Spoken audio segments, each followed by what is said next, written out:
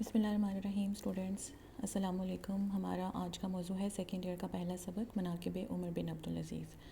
سب سے پہلے تو ہم رائٹر یا مصنف کا تعارف دیکھیں گے۔ علامہ شبلی نعمانی ایک عظیم سیرت نگار اور سوانح نگار ہیں۔ سیرت النبی ان کا بہت بڑا کارنامہ ہے۔ وکالت اور ملازمت کے ساتھ ساتھ علی گڑھ کالج سے وابستہ رہے۔ اردو کے عناصر خمسہ جن پر اردو کی عمارت کھڑی ہے ان میں ان کا شمار ہوتا ہے۔ تنقید نگار اور سفر نامہ نگار بھی ہیں۔ ان کے اسلوب کی نمایاں خصوصیات میں ایجاز و اختصار اور دلکشی شامل ہے۔ اب ہم سبق کے عنوان کی طرف بڑھتے ہیں۔ سبق کا عنوان ہے مناقب عمر بن عبدالعزیز۔ مناقب سے کیا مراد ہے؟ مناقب سے مراد ہیں خوبیاں، اوصاف، مقام یا مرتبہ، یعنی عمر بن عبدالعزیز کا مقام اور مرتبہ کیا ہے۔ کتاب میں آپ کے نام کے ساتھ رضی اللہ تعالیٰ عنہ لکھا گیا ہے، جو تاریخی اعتبار سے درست نہیں ہے۔ رضی اللہ تعالیٰ عنہ کا لفظ صحابی رسول صلی اللہ علیہ وسلم کے نام کے ساتھ آتا ہے۔ چونکہ عمر بن عبدالعزیز صحابی رسول نہیں تھے، اس لیے آپ کے نام کے ساتھ رحمۃ اللہ علیہ آنا چاہیے۔ سب سے پہلے تو اس کی تصحیح کر لیں۔ اس کے بعد ہم نے یہ جاننا ہے کہ عمر بن عبدالعزیز کون تھے۔ جیسے کہ آپ کو پتہ ہے کہ نبی پاک صلی اللہ علیہ وسلم اور خلفائے راشدین کے بعد خلافت بنو امیہ کے خاندان میں منتقل ہو گئی اور عمر بن عبدالعزیز خاندان بنو امیہ میں سے 8ویں فرما روا یا خلیفہ بنے۔ آپ کا دور حکومت 717 سے 720 عیسوی تک ہے۔ میں آپ کو بتاتی چلوں کہ بنو امیہ کے دور میں یزید اور اس کے بعد آنے والے حکمرانوں میں خرابیاں آتی چلی گئیں۔ خلافت راشدہ میں حکومت اسلامی قوانین کے مطابق ہوا کرتی تھی، لیکن یزید اور یزید کے بعد حکومت کی بنیادیں شخصی مفادات پر استوار ہو گئیں۔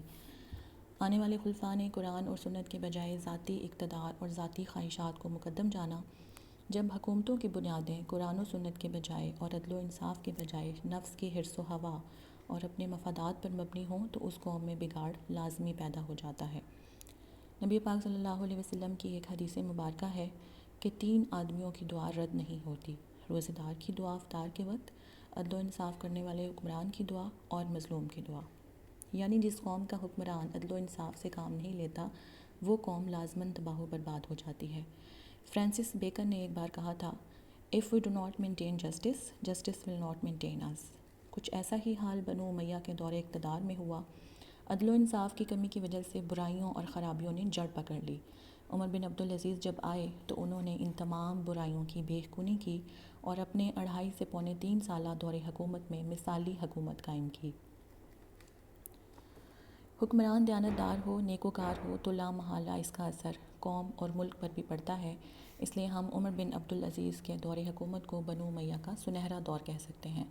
اب اگر ہم سبق کے اہم نکات کو مختصراً دیکھیں تو کچھ اس طرح سے ہیں کہ عمر بن عبدالعزیز نے اپنے دور حکومت میں بنو امیہ کی پیدا کردہ خرابیوں کو دور کیا، عدل و انصاف کو یقینی بناتے ہوئے ناجائز طور پر چھینی ہوئی زمینوں کو واپس کیا، غیر مسلموں سے یکساں سلوک کرتے تھے، آزادی اور حق گوئی کو بحال کیا، مساوات اور جمہوریت کے راستے پر چلتے تھے۔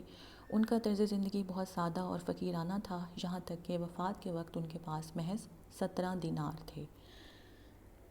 اب ہم تفصیلاً سبق کے مندرجات کو دیکھیں گے۔ شبلی نعمانی نے سبق کے شروع میں علامہ ابن جوزی کا ذکر کیا ہے، جو بغداد میں ایک مشہور محدث گزرے ہیں۔ محدث سے مراد ہے حدیث کا علم جاننے والا شخص۔ شبلی نعمانی نے مصر کے کتب خانہ خدیویہ میں ابن جوزی کی کتاب سیرت العمرین دیکھی اور اس کتاب سے اپنی کتاب الفاروق کے لیے مفید معلومات لیں۔ اس کتاب میں علامہ ابن جوزی نے اخلاق اور عدل و انصاف کے لحاظ سے دونوں عمرین یعنی عمر فاروق رضی اللہ تعالیٰ عنہ اور عمر بن عبدالعزیز رحمۃ اللہ علیہ میں مماثلت بیان کی ہے، اور عمر بن عبدالعزیز کو عمر ثانی کا لقب بھی دیا ہے، کیونکہ عمر بن عبدالعزیز کا طرز عمل بھی حضرت عمر فاروق کی طرح عدل و انصاف اور مساوات پر مبنی تھا۔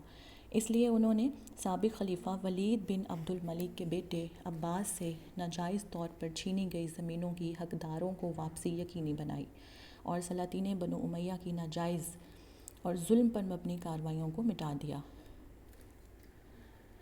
عمر بن عبدالعزیز نے جب اس کام کا آغاز کیا تو سب سے پہلے ان کو اپنے ہی خاندان کی مخالفت کا سامنا کرنا پڑا۔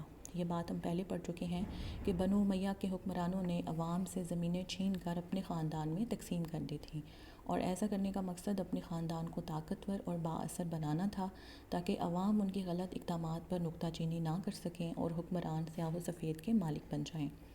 یہاں پر میں حضرت علی کا ایک قول نقل کرنا چاہوں گی۔ آپ نے فرمایا کہ جو ظلم کے ذریعے عزت چاہتا ہے، اللہ اسے انصاف کے ذریعے ذلیل کرتا ہے۔ کچھ ایسا ہی حال بنو امیہ کے ان بااثر لوگوں کے ساتھ ہوا جنہوں نے زور زبردستی اور استحصال سے عوام کی زمینوں پر قبضہ کر رکھا تھا۔ عمر بن عبدالعزیز نے خاندان کی مخالفت کے باوجود یہ بات واضح کر دی کہ انصاف سب کے لیے برابر ہے اور انصاف سے ہی عوام کی فلاح ممکن ہے۔ بنو امیہ کی ان ناجائز اور غاصبانہ کارروائیوں سے عوام معاشی طور پر تو بدحالی اور کمزوری کی طرف جا رہی تھی، لیکن اس صورتحال سے عنقریب بغاوت اور نقص امن کا خدشہ بھی تھا۔ یہاں پر میں ہیریسن فورڈ کا ایک کال جو ہے وہ کوٹ کرنا چاہوں گی۔ وہ کہتے ہیں peace is not the absence of war but the presence of justice. یعنی آپ کہہ سکتے ہیں کہ اگر انصاف نہیں ہوتا تو لوگوں کی بغاوت کی امید بھی رکھنی چاہیے۔ اس لیے عمر بن عبدالعزیز نے سب سے پہلے یہ کام خود اپنے گھر سے شروع کیا۔ خاندان والوں نے آپ کی پھوپھی کو سفیر بنا کر بھیجا کہ آپ زمینوں کی واپسی کا کام نہ کریں، لیکن آپ نے یہ بات واضح کر دی کہ میں روز قیامت کے سوا کسی اور دن سے نہیں ڈرتا۔ سب سے پہلے انہوں نے یہ کام خود سے شروع کیا۔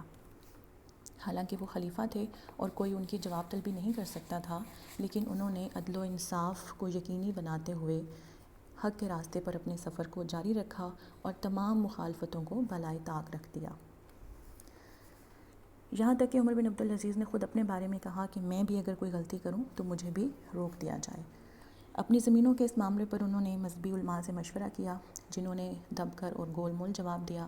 پھر انہوں نے اپنے فرزند سے اس بات کا مشورہ کیا تو انہوں نے آپ کو تمام زمینیں حقداروں کو واپس لوٹانے کا کہا، اور ساتھ ہی یہ بھی کہا کہ یہ کام آپ کو ابھی کرنا چاہیے، کیا خبر کہ زندگی آپ کو مہلت دے یا نہیں۔ اس پر عمر بن عبدالعزیز نے انصاف کے تقاضوں کو فوری طور پر پورا کرتے ہوئے تمام حقداروں کو اکٹھا کیا اور صندوق سے جاگیروں کی سندیں نکال کر کینچی سے کتر کر پھینک دیں۔ اس طرح زمینوں کی حقداروں کو واپسی یقینی بنائی۔ یہاں تک کہ ابن سلیمان، جن سے عمر بن عبدالعزیز بہت محبت رکھتے تھے اور ان کو اپنے بیٹوں کی طرح عزیز رکھتے تھے، ان کی زمین بھی واپس کر دی۔ ابن سلیمان رونے لگ گئے اور کہا، امیر المومنین آپ میرے ساتھ یہ برتاؤ کیوں کرتے ہیں؟ تو عمر بن عبدالعزیز نے جواب دیا کہ میں یہی برتاؤ اپنے نفس کے ساتھ بھی کرتا ہوں۔ بنو امیہ کی ناجائز کارروائیوں کو مٹانے کے حوالے سے دوسرا بڑا کارنامہ جو عمر بن عبدالعزیز نے سر انجام دیا وہ آزادی اور حق گوئی کی بحالی تھا۔ بنو امیہ کے حکمرانوں نے یہ قانون لاگو کر رکھا تھا کہ ان کے کسی بھی اقدام پر عوام کوئی سرزنش یا روک ٹوک نہ کرنے پائیں، اس لیے انہوں نے حق گوئی کرنے والوں کو سخت سزائیں دینے کا اہتمام کر رکھا تھا۔ یوں کہیے کہ جبر کا قانون رائج تھا۔ عمر بن عبدالعزیز نے آتے ہی اس بدعت کو ختم کیا اور دو نہایت راست باز اور صادق افراد کو دربار میں متعین کیا تاکہ وہ خلیفہ وقت کے غلط فیصلوں پر سرزنش کر سکیں اور صحیح فیصلہ کرنے میں مددگار ثابت ہوں۔ اس حوالے سے ابن جوزی نے سند کے ساتھ یہ واقعہ نقل کیا ہے کہ مسلمہ عبد الملک نے ایک گرجا گھر کے متولیوں پر دعویٰ دائر کیا اور زمین کا مطالبہ کیا۔ مقدمے کی کارروائی شروع ہوئی۔ کارروائی کے دوران عدالت میں عمر بن عبدالعزیز نے مسلمہ بن عبد الملک کو اپنے عیسائی فریق کے ساتھ کھڑے ہو کر کارروائی سننے کا حکم دیا اور قرآن و سنت کے مطابق عیسائیوں کے حق میں فیصلہ دے دیا۔ یہ اقلیتوں کے ساتھ اور غیر مسلموں کے ساتھ آپ کے حسن سلوک اور مساوات کا مظہر تھا کہ آپ ان کے ہاں مہمان بھی بنتے، کھانا بھی تناول فرماتے اور ان سے زمین بھی قیمتاً خریدی اور اپنے خلیفہ ہونے کا ناجائز فائدہ نہیں اٹھایا۔ آپ کی حکومت کا اصل اصول مساوات اور جمہوریت کے راستے پر چلنا تھا، اس لیے آپ غریبوں کا خاص خیال رکھتے، ان کے لیے لنگر خانوں کا انتظام کروایا اور خود بھی وہیں سے کھانا تناول فرماتے۔ آپ عاجزی اور کسر نفسی کی اعلیٰ مثال تھے۔ شبلی نعمانی نے ایک واقعہ نقل کیا ہے کہ ایک بار مسجد میں سے گزرتے ہوئے اندھیرے میں آپ کا پاؤں ایک سوتے ہوئے شخص سے ٹکرا گیا۔ اس نے جھلا کر آپ سے کہا کہ کیا تم پاگل ہو؟ آپ نے کہا نہیں۔ پولیس کے آدمی وہاں موجود تھے، انہوں نے اس شخص کو پکڑ کر سزا دینی چاہی، لیکن آپ نے روک دیا اور کہا کہ اس نے محض سوال کیا ہے اور میں نے اس کو جواب دیا ہے۔ یعنی دیگر حکمرانوں جیسی اکڑ، کروفر اور نخوت آپ کے انداز میں نہیں تھی۔ جب آپ کا وقت قریب آیا تو ترکے میں محض 17 دینار تھے۔ آپ کثیر الاولاد تھے، اس لیے مسلمہ بن عبد الملک نے آپ کو 1,00,000 دینار کی پیشکش کی اور کہا کہ آپ اس مال کو وصیت کر دیں تاکہ خاندان کی عزت رہ جائے، لیکن آپ نے قبول نہیں کیا۔ آپ سے پہلے اور آپ کے بعد آنے والے خلفاء نے بہت وافر اور کثیر مقدار میں ترکہ چھوڑا، لیکن چونکہ آپ کا طرز عمل خالص اسلام کے اصولوں کے عین مطابق تھا، اس لیے آپ نے اپنی ذات کو کبھی بھی مقدم نہیں جانا۔ اسٹوڈنٹس، اس سبق سے ہمیں نہ صرف اسلام کی تاریخ اور اسلاف کے کارناموں سے واقفیت حاصل ہوتی ہے، بلکہ ہمیں اس امر کا ادراک بھی ہوتا ہے کہ قوموں کی ترقی اور کامیابی کا راز عدل و انصاف میں پوشیدہ ہے۔ ایک عادل حکمران عوام کی خوشحالی اور فلاح کا ضامن ہوتا ہے۔ اس لیے دعا ہے کہ اللہ تعالی ہمارے حکمرانوں کو ایسا ہی عادل اور انصاف پسند بنائے اور ہدایت کے راستے پر چلنے کی توفیق عطا کرے، آمین۔ امید ہے کہ آپ کو سبق کے مندرجات سے تفہیم حاصل ہو گئی ہوگی۔ اب ہم آتے ہیں مشقی سوالات کی طرف۔ سب سے اہم سوال جو انشائیہ پیپر میں سب سے پہلے آتا ہے وہ ہے حوالے متن اور سیاق و سباق کے ساتھ تشریح۔ سب سے پہلے ہمیں دیکھنا ہے حوالے متن سے کیا مراد ہے۔ حوالے متن سے مراد ہے سبق اور مصنف کا نام، جیسے اس سبق کا نام مناقب عمر بن عبدالعزیز ہے اور مصنف کا نام علامہ شبلی نعمانی ہے۔ حوالے متن کے 2 نمبر ہوتے ہیں۔ پھر آتا ہے سیاق و سباق۔ سیاق و سباق 2 طرح کے ہوتے ہیں، ایک مثالی اور دوسرا اجمالی۔ سیاق و سباق کا اصل مقصد اس اقتباس کا موقع و محل بتانا ہوتا ہے جس کی تشریح آپ کرنے جا رہے ہوتے ہیں۔ مثالی سیاق و سباق اس وقت ہم آسانی سے لکھ سکتے ہیں جب اقتباس ایسے سبق سے لیا گیا ہو جس میں کہانی کا انداز یا عنصر پایا جاتا ہو، کیونکہ کہانی کی ترتیب یاد رکھنا آسان کام ہے۔ لیکن اجمالی سیاق و سباق ایسے سبق کا لکھا جاتا ہے جس میں کہانی سے زیادہ معلومات ہوں۔ ایسے سبق کا سیاق و سباق لکھتے ہوئے عموماً اہم نکات کو مختصراً لکھا جاتا ہے۔ یہ بات یاد رکھیں کہ سیاق و سباق 5 نمبر کا ہوتا ہے، لہٰذا اس کی طوالت 8 سے 12 سطروں کے درمیان ہونی چاہیے۔ پھر آ جاتی ہے تشریح۔ جس طرح آپ کو سبق کی تفہیم اور وضاحت کی گئی ہے، اسی طرح متعلقہ پیراگراف یا اقتباس کی آپ اپنے الفاظ میں مشکل الفاظ کے معنی کے ساتھ مثالوں، اقوال زرعی یا اشعار کی روشنی میں وضاحت کر سکتے ہیں، لیکن یہ واضح رہے کہ یہ وضاحت سبق کی حدود میں ہونی چاہیے اور اقوال و اشعار یا آیات و احادیث کا ترجمہ جو بھی آپ لکھیں گے وہ متعلقہ پیراگراف یا اقتباس کے متن سے ریلیونٹ ہو۔ ٹھیک ہے جی، امید کرتی ہوں کہ آپ کو سبق اور مشق کے حوالے سے تمام نکات بآسانی سمجھ آگے ہوں گے۔ اپنا خیال رکھیے گا۔ Wish you a very safe and blessed life. اللہ حافظ۔